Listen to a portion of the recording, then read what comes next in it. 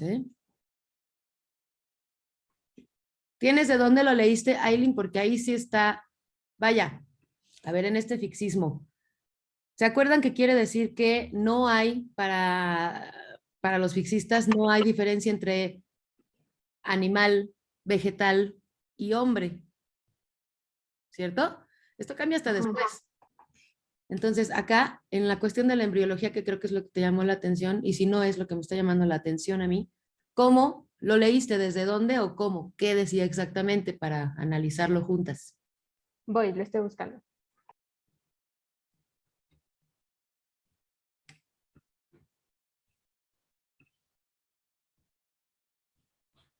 Pues a grandes rasgos es el básico, ¿no? El estímulo-respuesta, porque todo va a causar un estímulo, sea lo que sea de ambiente, sea de vista, sea de oído, sea de boca, y va a surgir una respuesta, una reacción a este tipo de estímulos, ¿no? Exactamente. Pero ahora si hablamos de embriología, que es lo que creo que le rompe el asunto, ¿qué estímulos está recibiendo ese bebé? ¿Cuál sería entonces el ambiente de ese bebé? Más bien, Pues, bebés, pues ¿no? va a depender, profesora. ¿Cómo? Como dicen las Va a caricaturas, depender están hablando. la embriología. Porque como vimos en la clase con la maestra Gabriela, ya ve que primero empezábamos con lo de las teorías, ¿no? De las operaciones concretas. Y bueno, yo me voy a basar en esa, ¿no?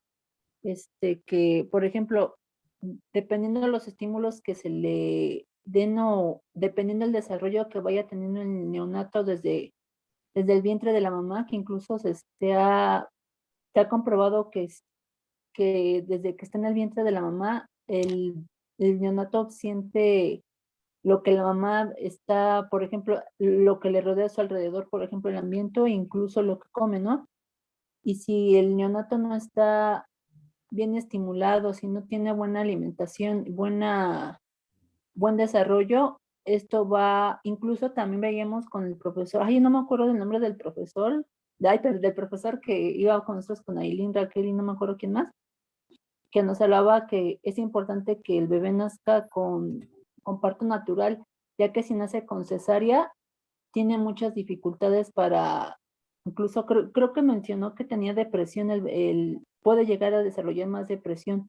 Incluso también es importante lo que veíamos en clases de teorías de la personalidad, y no me acuerdo en qué otra clase, del pecho bueno y pecho malo, ¿no?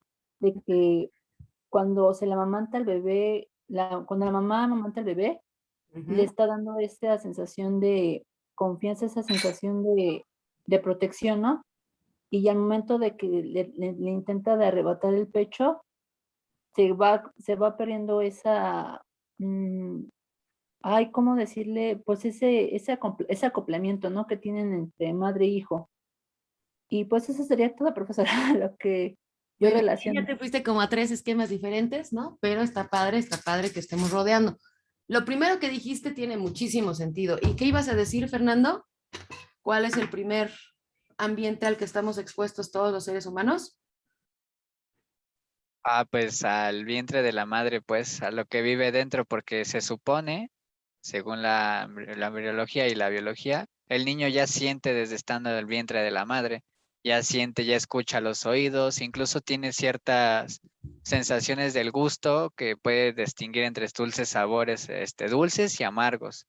Y Dulce. pues ahora sí que desde que estamos en el vientre ya tenemos, como dice usted, la sensopercepción no muy desarrollada y obviamente desarrollada bajo el contexto de que está en un vientre, más no está en el exterior.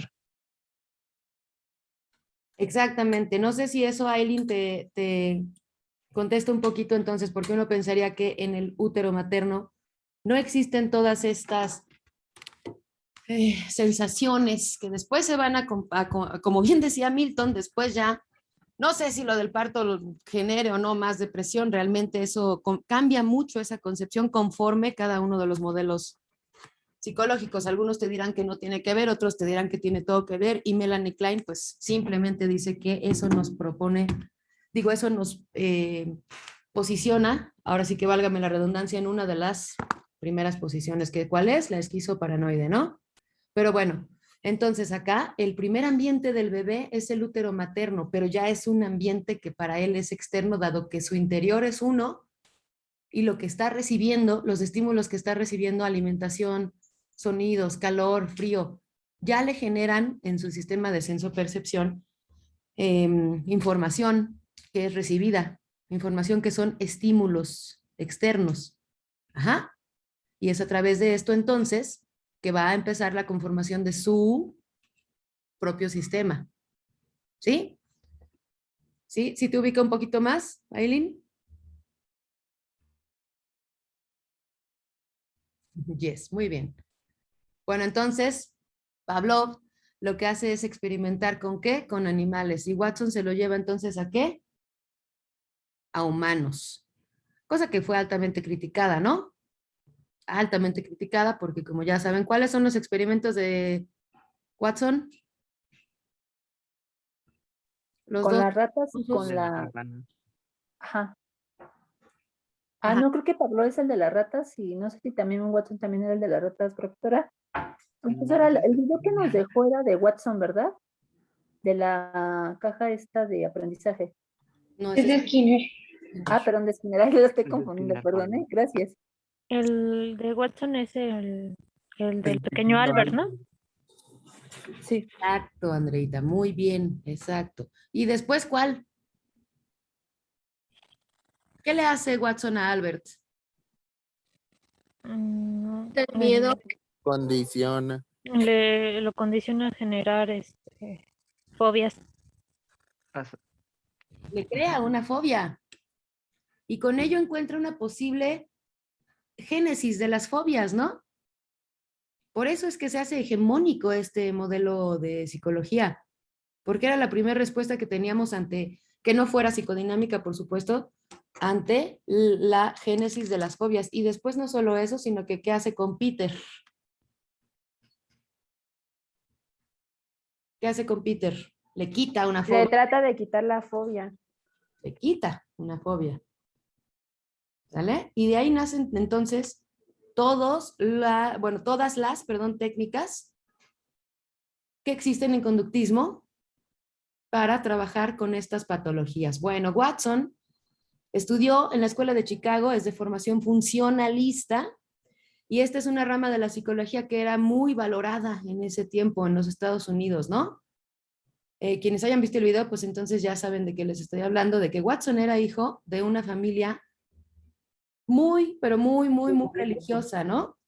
Y esto de ninguna forma quiere decir que él fuera una persona tranquila, pasiva, apaciguada, para nada. Era bastante rebelde y toda su, tanto su obra como su forma de vivir la psicología más adelante, estuvo marcada por esta rebeldía. Se le llama que él fue un revolucionario de la psicología, ¿sí? Entonces, en ese sentido, a mí, de los conductistas, Watson me cae re bien, ¿no? Entonces, bueno, era temido por sus compañeros, le llamaban John el golpeador, ¿sí? Fue arrestado él por portar armas, y algo muy, muy, muy importante, él era considerado un estudiante mediocre,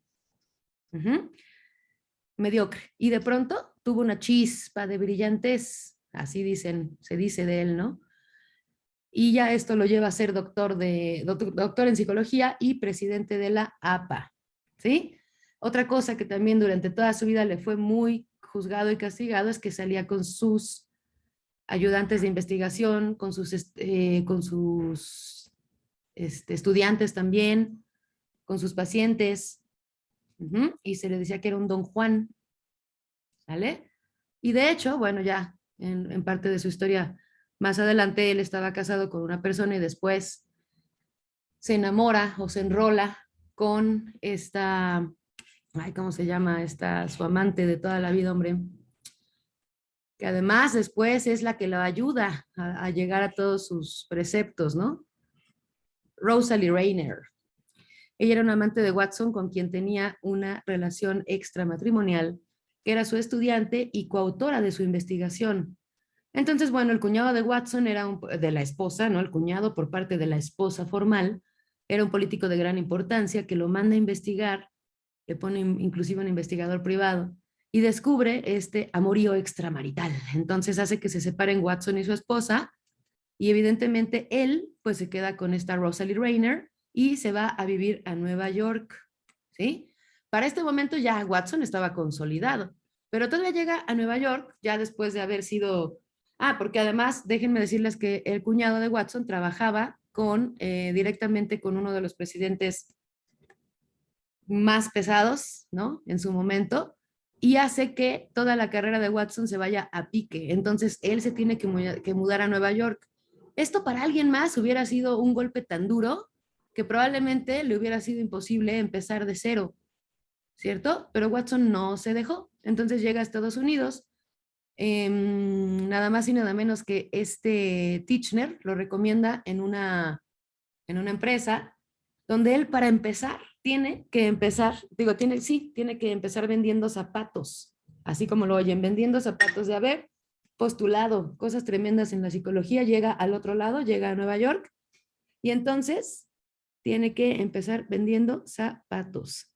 Y obviamente por su gran inteligencia, que siempre ha sido subestimada, pues obviamente empieza a crecer hasta llegar al área de qué, donde les dije que es donde Watson revolucionó más que nada con su psicología, al área de qué les dije, campañas qué.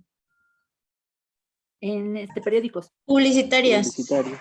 Sí, no, periódicos, no, campañas publicitarias. Ay, perdón. ¿Sale? Entonces, ahí él va a proponer, justamente con este estímulo-respuesta, va a proponer generar una respuesta emotiva a relacionar un producto, que es un estímulo neutro. Cuando alguien nos presenta algo y no estamos condicionados, estamos recibiendo el estímulo neutro, ¿sí? Y esto se suma a una respuesta que además es incondicionada, porque si tu respuesta todavía es natural, por decirlo así, casi instintiva, estamos hablando que son respuestas incondicionadas, ¿no?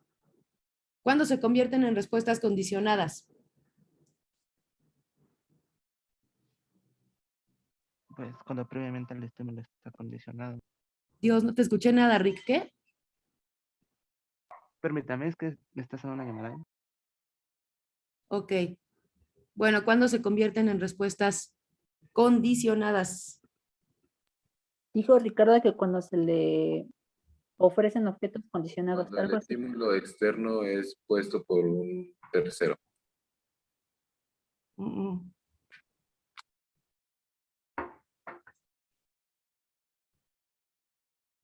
Cuando se logra el objetivo que tiene planteada la persona que genera el estímulo. ¿Y cómo lo logra? A través de prueba y error. Pero ¿cómo lo logra? ¿Cuál es el mecanismo que utiliza? A través de reforzadores positivos y negativos.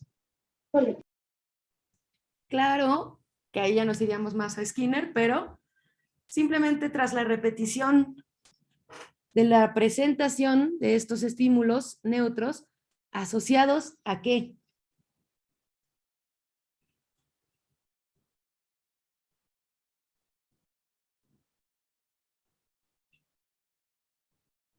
¿A qué? ¿A qué? Lo acabas de decir. A un reforzador. Entonces, presentamos varias veces y evidentemente aquello que antes era un estímulo incondicionado se convierte en un estímulo condicionado que antes daba por consecuencia una respuesta incondicionada que tras la repetición de este estímulo incondicionado más un reforzador, entonces, ¿qué respuesta obtenemos? Una respuesta condicionada. ¿Sí? Entonces, bueno, a ver, vamos a ver esto paso a paso para que les quede clarísimo. Bueno, también Watson, otra de sus grandes aportaciones, pues es el manifiesto conductista. ¿Sí? ¿Alguien sabe los puntos del manifiesto conductista? Bueno, ¿no?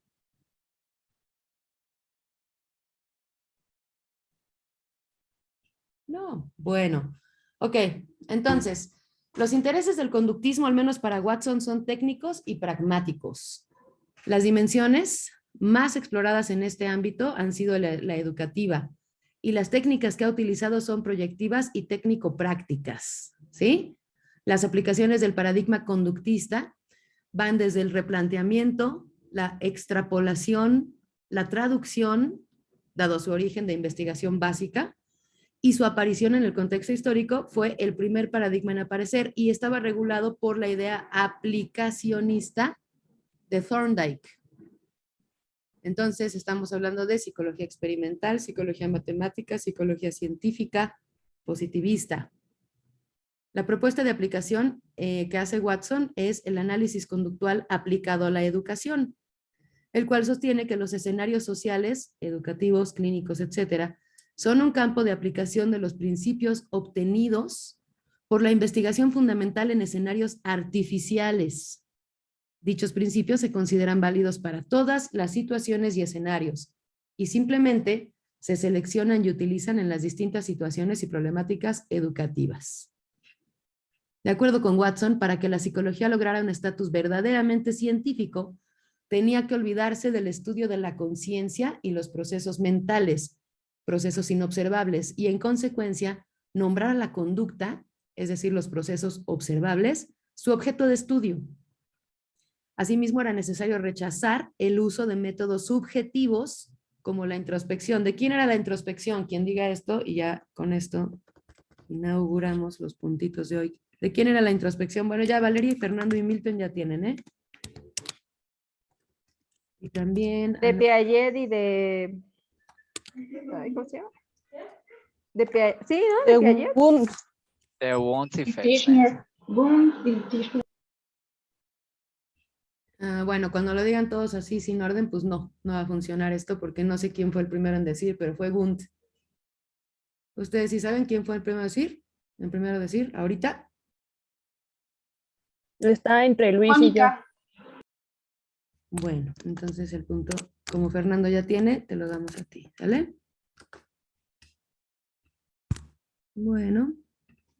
Con lo cual, por ejemplo, Diana, Valeria, Fernando y Milton y Moni ya tienen 2 puntos, ¿no? Sobre el examen, entonces, pues, aplíquense, ¿va? Ok. Bueno, entonces era el método con el cual estudiábamos, ¿qué? La introspección. Lo acabo de decir, pero a ver, elabórenlo.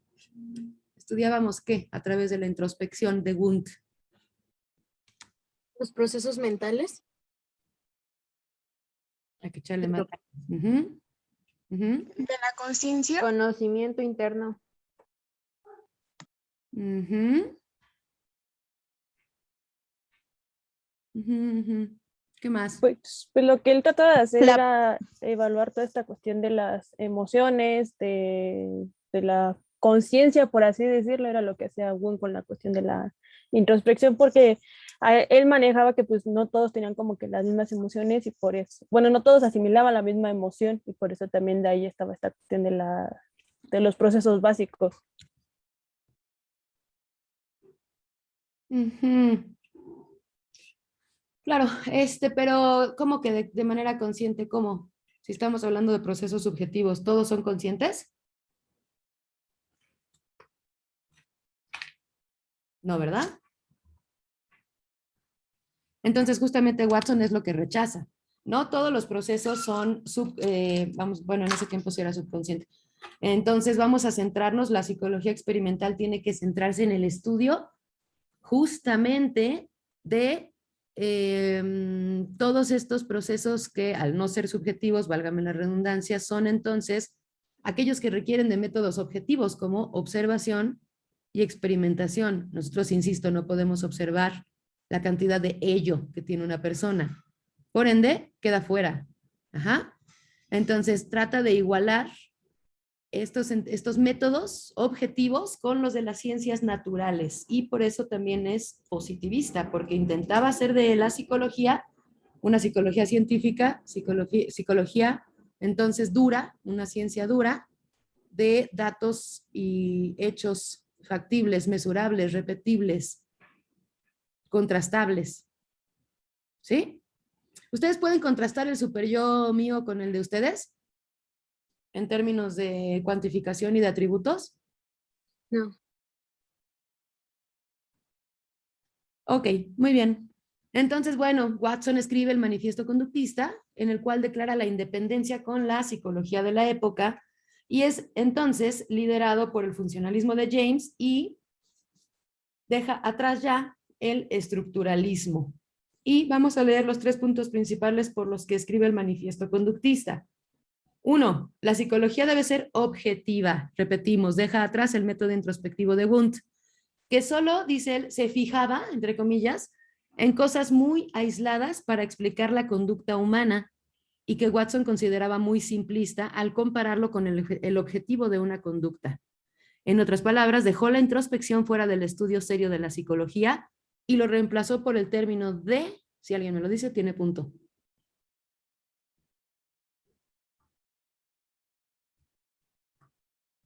Si dejamos atrás la introspección y lo subjetivo, ¿qué estamos estudiando entonces? ¿Mayéutica? Me encantaría, but no. ¿Proyección? Nope. ¿Qué paradigma estamos viendo? La conducta. Observable. Bien, Aileen. Exactamente. Entonces, después dice, a ver, objetivo número 2. Principales puntos por los que escribe el manifiesto conductista. 2. El objetivo de la psicología debe ser predecir y controlar el comportamiento observable y no describir y explicar los estados conscientes como venían haciendo los psicólogos tradicionalistas, que es lo que decía Moni. La psicología debe ser práctica y estar mucho más preocupada por la efectividad que por la comprensión teórica. ¿Se comprende? ¿Duele? Yes. No, no es cierto. Ok, 3. Las bases biológicas de otras especies pueden ayudar a explicar el comportamiento humano. Pues al ser especies evolucionadas, y ahí sí yo sí lo pondría entre comillas, no debemos negar nuestra continuidad filogenética. No debemos separar la psicología humana de la psicología de los animales, ya que a partir del estudio de las diferencias y similitudes entre especies diferentes, podemos lograr la objetividad en psicología y entender de mejor manera la conducta. Bueno, por este manifiesto y su posterior libro sobre psicología comparativa, fue galardonado y hecho presidente de la APA. Entonces, las ideas de Watson estaban impregnadas por el posterior precursor de la neuropsicología, Carl Lashley, quien le empezó a hablar a él de los estudios sobre reflejos condicionados. Reflejos condicionados, que ya vimos que no son lo mismo que incondicionados, a lo que se le conoce como condicionamiento clásico del fisiólogo ruso Iván Pavlov. La diferencia sería que Pavlov estaba interesado en las respuestas fisiológicas y no en el estudio de la conducta. Así, Watson y Lashley empezaron a replicar este modelo con humanos, utilizando como estímulos, a ver qué estímulos utilizaba Watson, si alguien lo sabe. Puntito.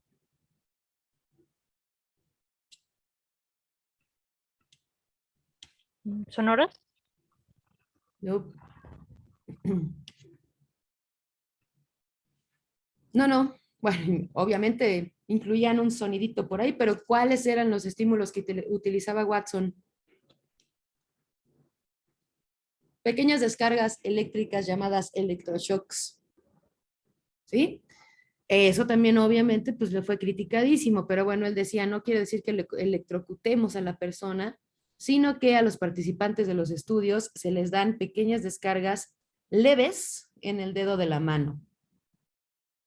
Ajá, entonces, un estímulo incondicionado, digamos, deviene en una respuesta incondicionada, ya lo habíamos dicho. Entonces, dice, un estímulo incondicionado como el electrochoque nos causa una respuesta incondicionada, que en este caso sería el reflejo de huida, ¿no? ¿Cuál es el reflejo de huida? Si me están dando un electrochoque en el dedo, pues ¿qué va a hacer mi dedo? Se quita.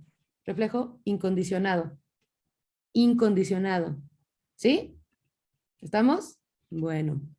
Entonces, tanto el estímulo incondicionado como la respuesta incondicionada no son aprendidos, sino que son involuntarios. ¿Por qué son involuntarios, Aileen? Porque tiene una sensación, ¿no? Sí, sí. Muy bien. Luego tenemos un estímulo neutro, que de por sí no causa una respuesta esperada. Por ejemplo, tocar una campana. Si hoy yo tocara aquí una campana, pues nosotros no somos ni el perrito de Pavlov ni los que experimentaron con Watson, entonces nos provocaría, a mí probablemente me recordaría alguna canción, a ustedes no sé. ¿Qué les recordaría una campana? Bueno, ahorita que están estudiando, pues sí se acordarían de Pavlov, pero si no estuviéramos estudiando esto, probablemente solo les recordaría una iglesia o sentirían así, ay, qué bonito suena, pero no están condicionados ya a recordar aquel estímulo que yo les estoy presentando, como el perro de Pavlov, que ya después asociaba la campana ¿a qué? A comida. Exactamente. Bueno, entonces, si este estímulo neutro, que de por sí no causa una respuesta esperada, por ejemplo, tocar una campana, combinada, bueno, más bien así, combinando el timbre con el estímulo del shock eléctrico, del choque eléctrico, tenemos la respuesta de reflejo de retirada. Entonces, a ver, existe E1, perdón, EI más EN igual a reflejo de retirada. Estímulo incondicionado más estímulo neutro igual a reflejo de retirada. Después de hacer esto en repetidas ocasiones, el participante relacionaba el sonido con el choque eléctrico, por lo que después solo bastaba con hacer sonar la campana para que nuestro participante tuviera la respuesta de retirada, sin que se tuviera que aplicar el choque eléctrico. ¿Sí ven cómo ya entonces ya está condicionado? Es fácil de ver, ¿no? Sí, ¿no? Sí, sí, sí lo vemos. Talk to me, ¿sí o no? Sí, Pip. Bueno, y entonces, ahorita platicamos de eso, Daniel, sí te leí en el chat, pero vamos a terminar porque no tenemos tanto tiempo para este repaso, ¿sale? Bueno, entonces, sin que tuviera que aplicar, esto es la lógica de por qué una respuesta que primero fue incondicionada se convierte en respuesta condicionada, que es el principio pavloviano, que en vez de aplicarse a perros y otros animales, estaba siendo aplicado en humanos. Y fue justo, dice Watson,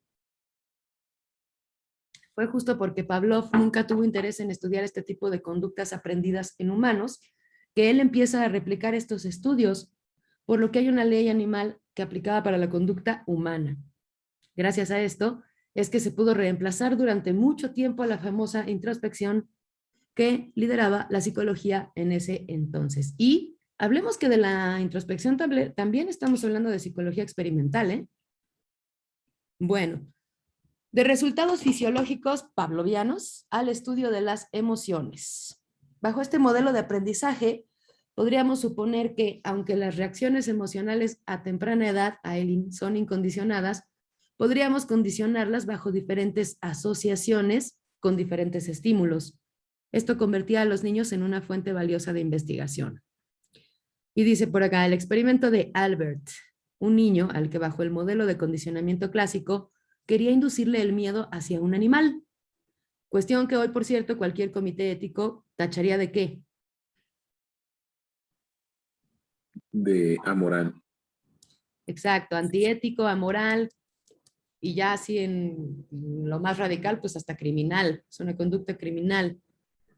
Bueno, un sonido fuerte, que sería el estímulo incondicionado, ¿no? Generaba una respuesta innata de miedo. Esto, el miedo, se manifestaba por el llanto, por el ritmo cardíaco elevado y una reacción de huida, ¿sí? Luego Watson presentaba estímulos neutros, un mono, un perro, un conejo o una rata. Estos estímulos causaban respuestas neutras. Un estímulo neutro provocaba una respuesta neutra. E incluso eran agradables en Albert, ¿no? Ah, monito, perrito, guagua, ¿sí? Gradualmente, pareaba los estímulos neutros con el sonido fuerte. ¿Y qué causaba el sonido fuerte? ¿Se acuerdan? Causaba miedo a Albert. Exacto, exactamente. Entonces, pareaba. ¿Parear qué quiere decir parear? Juntaba, ¿no? Ya parear los estímulos neutros con el sonido fuerte, lo que causaba la respuesta de llanto o huida. Con repetir esto varias veces, se lograba que con solo presentar el estímulo neutro, que ahora se llamaría estímulo condicionado, el niño tenía la respuesta incondicionada de miedo, que ahora, por supuesto, se había convertido en una respuesta, ¿qué? Condicionada. condicionada. Las fórmulas, a ver si puedo enviárselas. A ver.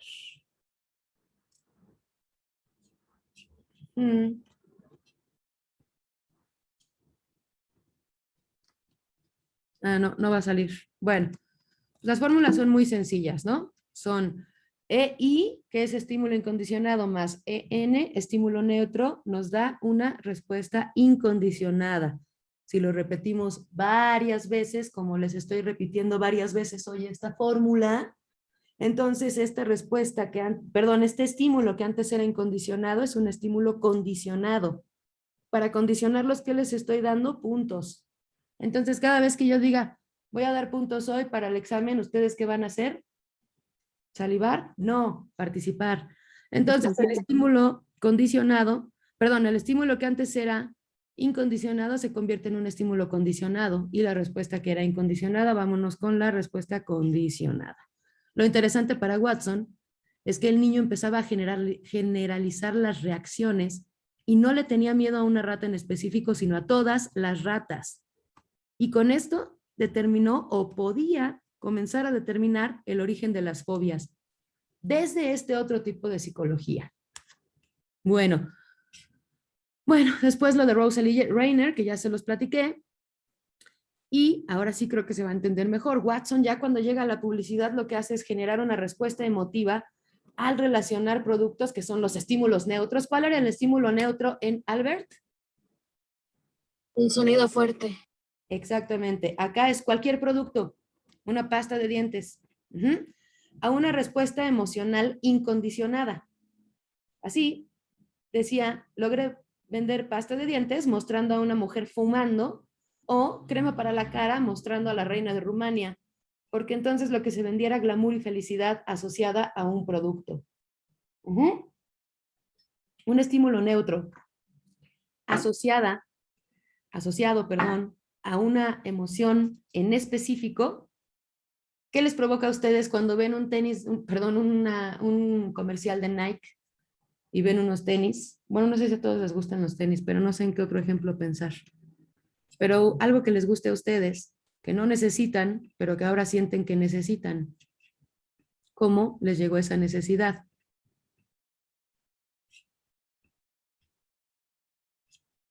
¿Qué les presentaron en la tele? Una marca, un producto para manipularnos. Vamos a decir para condicionarlos, para no salirnos del esquema, pero para asociado a qué? Un estímulo neutro asociado a qué? A un estímulo no condicionado. Exactamente. Y este estímulo evoca, ¿qué evoca, Rodrigo? Evoca ay, se me fue. ¿Qué sientes cuando ves esos tenis? De que los quiero probar o los quiero comprar. Es como también sería como en las sopas Sabritas, ¿no, maestra? Como de la constante repetición, ¿no? De que no puedes comer solo una. ¿A qué no puedes comer solo una? Exacto. Entonces tú como que te hace así como lo comenta la compañera Elena, te hace una emoción, ¿no? De que quiero probarla. Exacto, entonces tu emoción es de felicidad, de deseo, de alegría. Satisfacción, ¿no? Satisfacción, felicidad, ¿asociado qué? A un producto. ¿Cierto? Y con esto Watson se posiciona de tal forma que hoy por hoy pues, toda la publicidad se mueve bajo ese esquema, ¿no? Bueno, hay otras que más o menos intentan crear conciencia, pero siempre van a estar vendiéndote algo. Entonces, hasta el uso de crear conciencia, entre comillas, pues es lo que te están vendiendo. Tú vas a crear conciencia si consumes la ropita de H&M que es de algodón orgánico en vez de la que no es de algodón orgánico. ¿Sí me explico? Sí, profesor. ¿Claro? Sí. Sí. Bueno, por lo menos me da gusto saber que bien que sí sabían y creían que no sabían. Bueno, sus experimentos realizados ahí en Nueva York y después en la Universidad de Johns Hopkins le hicieron pensar que todos los procesos mentales, tales como personalidad, emociones e identidad de la persona, son aprendidas, y que la influencia la influencia del medio es esencial para generar estos aprendizajes. Todos sus postulados fueron sintetizados en una de sus obras más vendidas llamada, ¿cómo se llamaba la obra más vendida de Watson?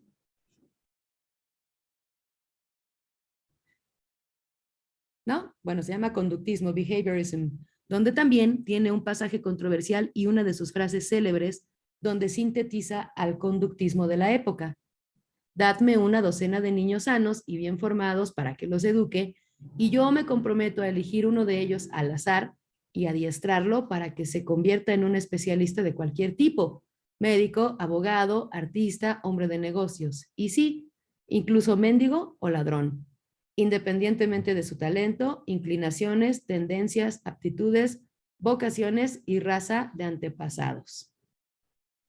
Al decir esto, ¿qué está negando ahí? ¿A quién está negando ahí?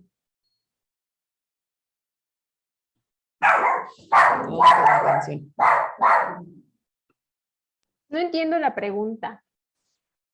¿Qué otras escuelas psicológicas se está dejando por fuera? ¿El cognitivismo? El psicoanálisis. El humanismo. ¿Cuál fue la última? El humanismo. ¿El qué? Mi amor, cállate. Espérenme.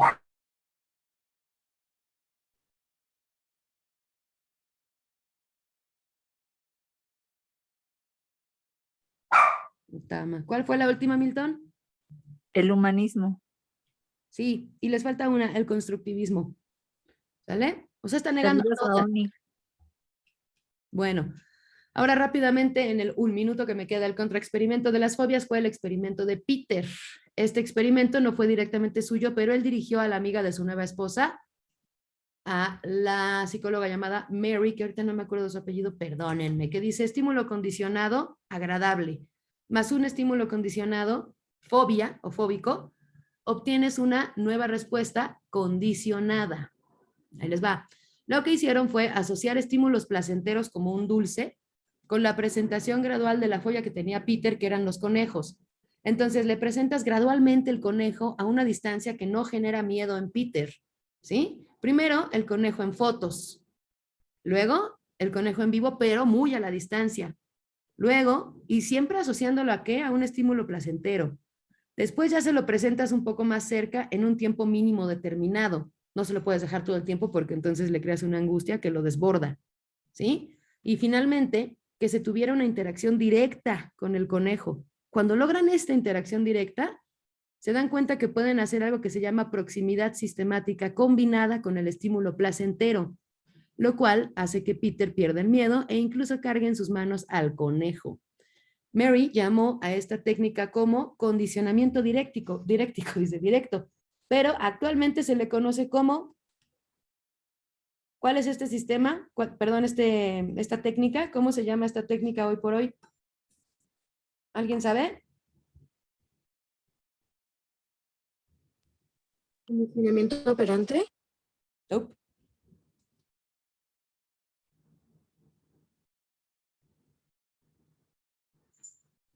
Bueno, se llama desensibilización sistemática. Ay, no me la sabía. Desensibilización sistemática. Y hoy por hoy es una de las técnicas conductuales en la eliminación de fobias. Tras los planteamientos teórico-metodológicos de Watson, entonces ahora sí vinieron aquellas escuelas que nos mencionaba mi queridísimo Milton, que fueron el conductismo asociacionista de Guthrie, el conductismo metodológico de Hull, el conductismo intencional de E.L. Tolman y el conductismo operante de Bruce Skinner. Evidentemente nosotros nada más vamos a estudiar el de Skinner. A ustedes ya les queda, si lo quieren tomar en cuenta, estudiar los otros, pero aquí por tiempo y espacio no los vamos a estudiar. Pero sí vamos a ver mañana el de Skinner, ¿sale? Bueno, ¿alguna duda con respecto sobre todo a cómo usamos los estímulos incondicionados que después se vuelven estímulos condicionados cómo los estímulos incondicionados nos provocan una respuesta incondicionada que tras la repetición constante se vuelve una respuesta condicionada. ¿Tiene alguien alguna duda? No. Ah, profesora. Pues, Bueno, ¿queda un poco más claro? sí, Sí, sí, ya. Ya. Bueno, ok. Me gustaría que para mañana algunos investiguen, o todos investiguen, cuáles son las técnicas que utiliza el conductismo, porque entonces ahora lo que vamos a hacer es combinar este repaso con lo que estamos viendo en este semestre, que es ¿qué clase estamos aquí? Evaluación clínica. Evaluación clínica. Muy bien, entonces necesitamos conocer qué técnicas, si estamos entendiendo que el conductismo es técnico práctico, qué técnicas se utilizan desde el conductismo para hacer una evaluación psicológica. ¿Sale? ¿Pueden investigar eso? Sí, Sí, profesora. profesora. Sí, maestra. Bueno, no está nada fácil de investigar, échenle ganas, ¿eh? Échenle ganas. No está nada fácil. Dios nos bendiga. Dios los agarre confesados. Freud los agarre confesados también. Bueno, ¿Técnicas para qué? técnicas conductuales que se utilizan para la evaluación clínica. Y de esta forma no nos vamos atrasando en nuestra materia. Bueno, ¿sirven los repasos o le paramos?